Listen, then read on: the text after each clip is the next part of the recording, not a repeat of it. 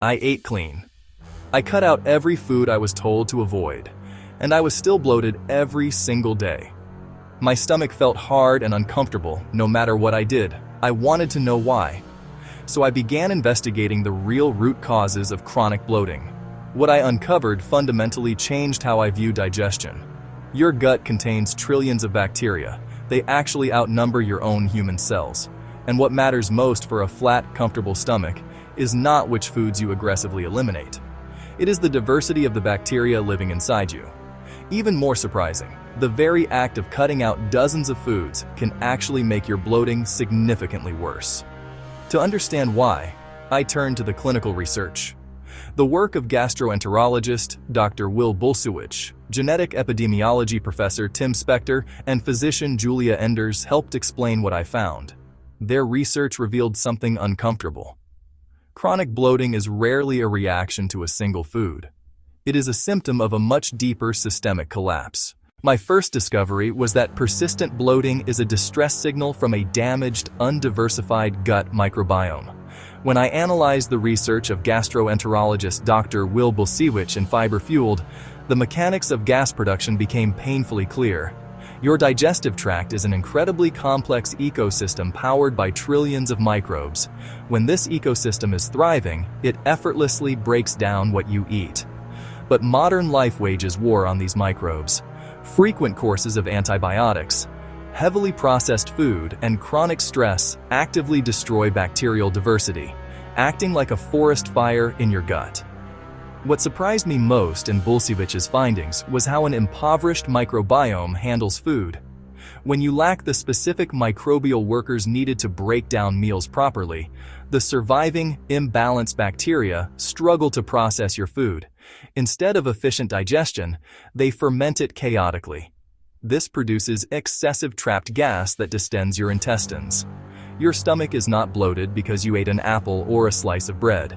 It is bloated because you have starved and decimated the microscopic workforce designed to digest those foods smoothly. This led directly to my second discovery. The way most people try to fix bloating is exactly what makes it worse. When our stomachs hurt, our instinct is to severely restrict what we eat.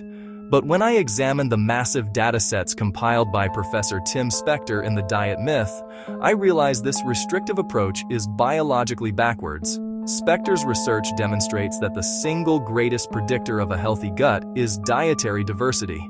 Your gut bacteria feed entirely on fiber, and different strains of bacteria require completely different types of plant fiber to survive. When you severely restrict your diet, you inadvertently starve entire populations of beneficial microbes, causing them to die off.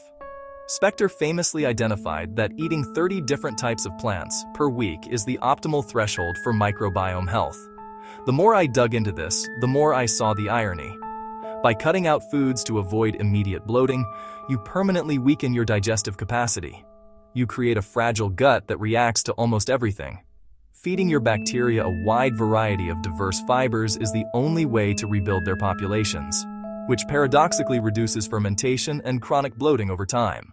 My third discovery shifted my focus from what we eat to how the machinery itself actually works.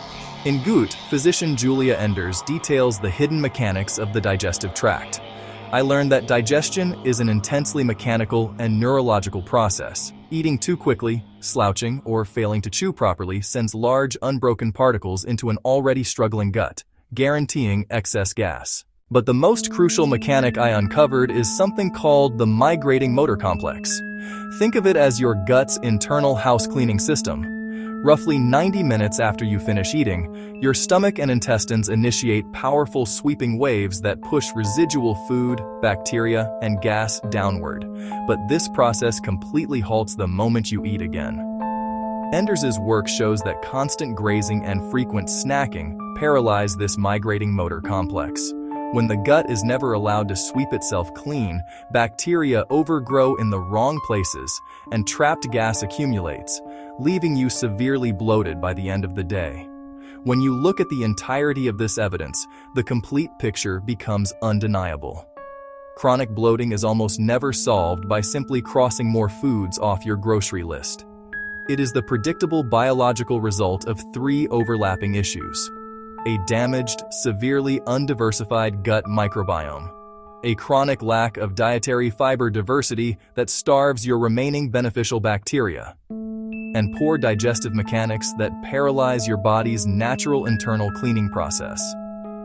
This is not a guess. It is the established reality documented by a leading gastroenterologist, a pioneering microbiome researcher, and a physician specializing in digestive science. Your gut is not broken. It is simply reacting to an environment that has starved it of what it needs to function.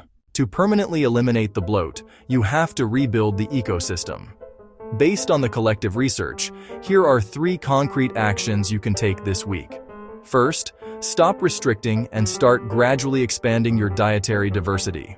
Aim to slowly work towards 30 different plant types each week to feed a wider array of microbes. Second, introduce these new fibers cautiously. If you are prone to bloating, your microbes are currently weak, so start with small portions of cooked vegetables rather than large raw salads.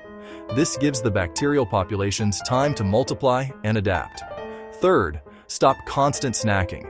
Space your meals at least 3 to 4 hours apart to reactivate your migrating motor complex, allowing your gut to physically sweep out trapped gas and residual food between meals. This investigation forced me to completely abandon the restrictive dieting mindset that had kept my stomach in knots for years. Realizing that digestion requires a thriving internal ecosystem removes the fear of food entirely. If you want to dive deeper into the clinical data that shaped my understanding, I highly recommend exploring the foundational research of Dr. Will Bulsiewicz, Professor Tim Spector, and Julia Enders. The science is incredibly clear. Once you understand how your gut actually operates, you can stop fighting it and start healing it.